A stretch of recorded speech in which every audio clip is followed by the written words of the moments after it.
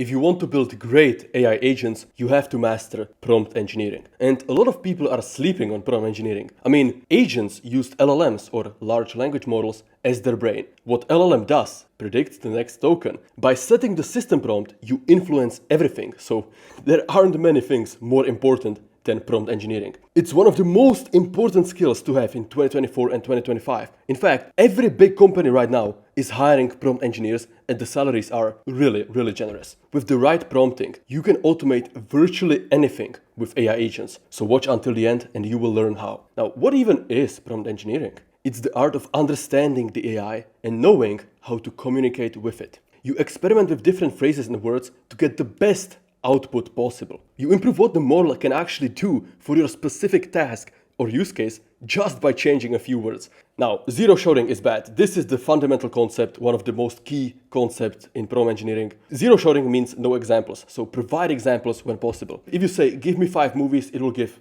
some random garbage. But if you give some, recommendations of movies that you like, the output will be way more personalized and you can apply this to any task. Chain of thought is another key prompt concept. It's asking the LLM to explain how it got an answer. In other words, telling it to work in steps. Like, by the way, if you just take this single prompt and put it at the end of all of your prompts in agents, you will improve your agent instantly. Like, it's really that powerful. So here is an example of GPT 3.5, otherwise the free version of ChatGPT.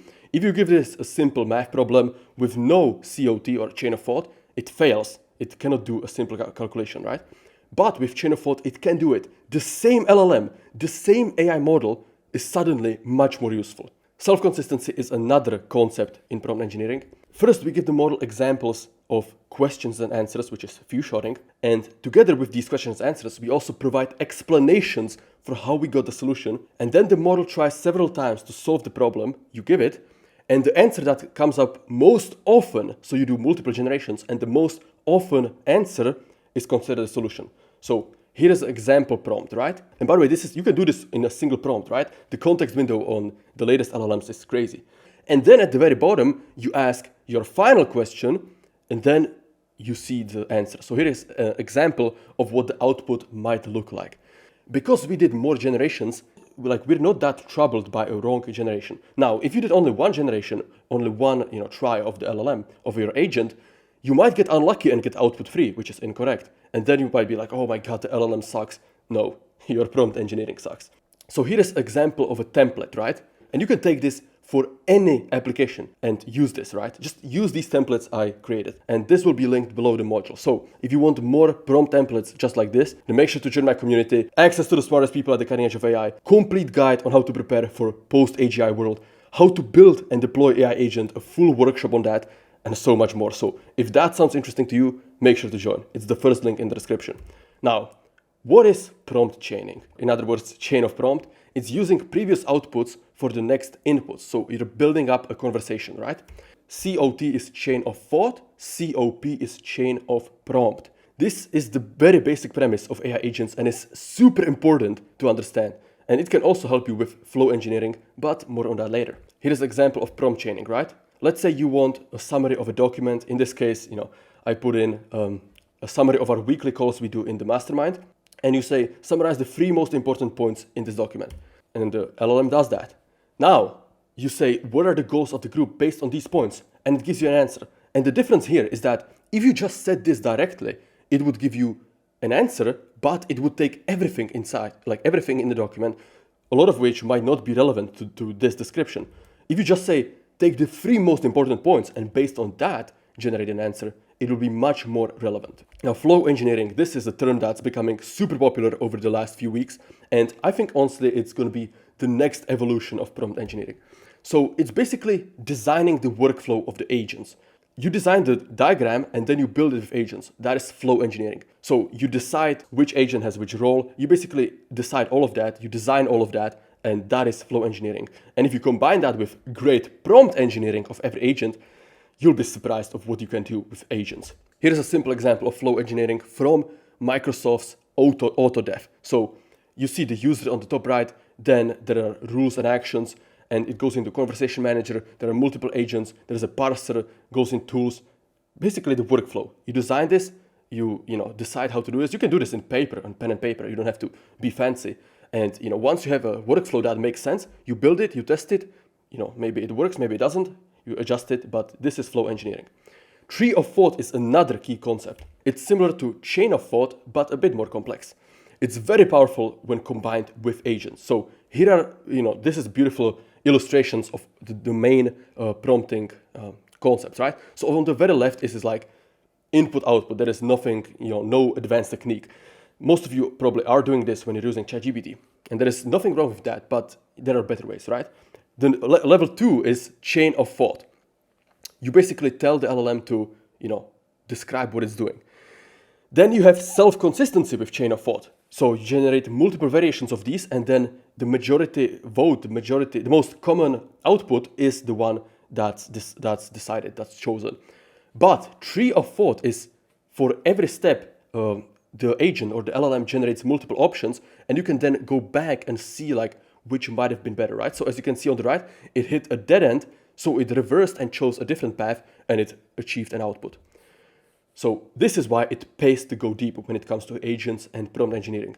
You can get way better results at complex tasks, but it's also harder to implement. So here are examples of like just how powerful tree of thought can be, right? And especially the middle chart, you can see how it outperforms just basic input-output and a chain of thought. Like it can be crazy if you do it right. Now here are another two concepts. Now these might sound intimidating, but art is tools, PAL is programs. This is much easier to think about it like this. So these are systems designed to help LLMs deal with complex tasks. It essentially means allowing the LLM to use external tools or programs to its advantage. This is like the difference between an LLM and an agent, basically. Now, how does ART and PAL work? When the model reaches a point where a tool is needed, let's say, you have a language model running locally on your computer, and you ask it for the weather. Well, obviously, it cannot do that. It's a pre-trained model that's running locally on the computer, doesn't have access to the internet. But if you give it a tool that calls an API for weather, it can achieve much more. It can achieve things that normal LLMs cannot do. So it calls to a tool and rewrites the prompt into format which the tool can use, which is usually JSON. The tool gives it an answer, and the answer is then processed by the LLM, and it gives you in natural English. So if the API call returns JSON, that's not really readable. The LLM takes care of that and gives you plain English. So where can we find this, right? Well, PAL is probably the most prevalent in ChatGPT 4. And at any time you use code interpreter, you are using PAL. So it's doing something that normally the LLM would suck at. And where can we find art? Well, WebGPT or Perplexity are basically that, right? ChatGPT also uses GPT-4 Vision to analyze images, which is another example of tool usage. Honestly, art is probably more widespread than PAL, but the concept is almost the same. So now, how can we utilize this in our own agents? Well, agents on their own cannot do a lot of tasks.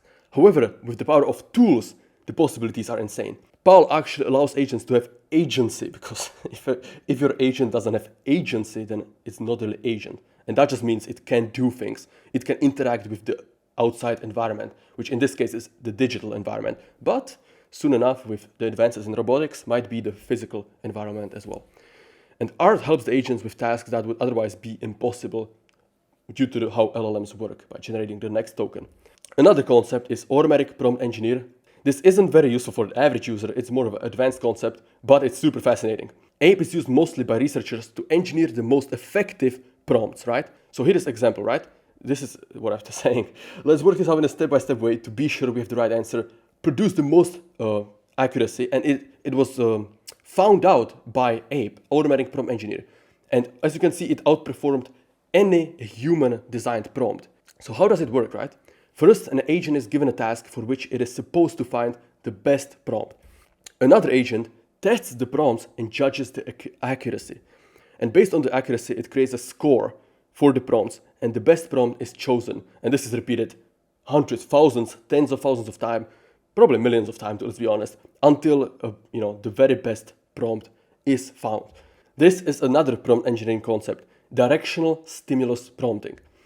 This style of prompting is used to create summaries. Instead of doing a zero-shot summary, a person or agent gives the model a hint. This is usually not needed with the current LLMs, the best ones, only in specific scenarios. But you can use this to minimize API costs. So let's say instead of using Claude 3 Opus, use Claude-free Haiku and you give it a hint, which is like 100 times cheaper than Opus. So yeah, if you don't have a lot of money, pay attention.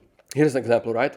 The text at the top is the same for both situations, but with directional stimulus prompting, you give it a hint, and then the output is much better. As you can see, accuracy of 48 versus 34. Reflection, this is super important in prompt engineering.